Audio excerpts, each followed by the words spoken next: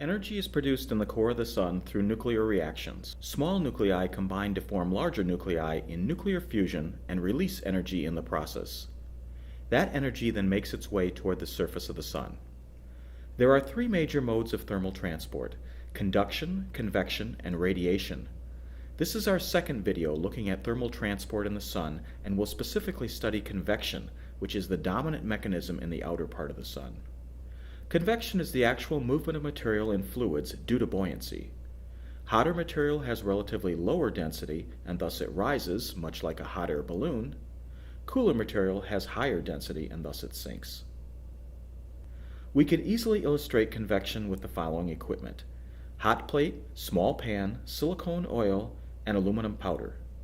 We simply place our silicone oil and aluminum powder mixture into the frying pan and heat. It is possible to ignite the oil, so one wants to know the safe temperature range for the specific type of oil that they are using. Very high temperatures are not needed in this demonstration, and I have set the thermostat for 350 degrees Fahrenheit. As the oil heats up, convection cells are created. Hot material, initially in contact with the bottom of the pan, moves upward and boils over. Cooler material then circulates downward. The aluminum powder serves as a tool that allows us to see the circulation. Here you can see two screens with a visible image on the left and an infrared image on the right of the convection cells in the silicone oil. Realize that in the infrared image, temperature is indicated by color. The white and bright yellow regions are hotter, while the dark and lavender regions are cooler. So material we saw moving upward in the visible video is shown to be hotter in the infrared image, while material circulating downward is cooler. Convection like this on the surface of the Sun is known as granulation.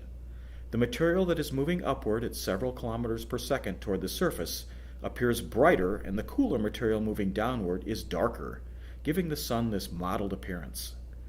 Convection cells on the Sun are about 1,000 kilometers in diameter. Let's look at a fun example of convection commonly used today in physics classes, known as a teabag rocket. We basically steal the paper cylinder that encloses the tea and use it to display convection. We are going to light the top of the paper cylinder on fire. Let's see if we can predict what will happen. Classroom students should follow normal procedures or instructor guidelines. Viewers not in a classroom should record your vote and explain your reasoning on a piece of paper. Please pause this video and answer the question. We light the top of the paper cylinder on fire and wait for convection to lift it up into the air.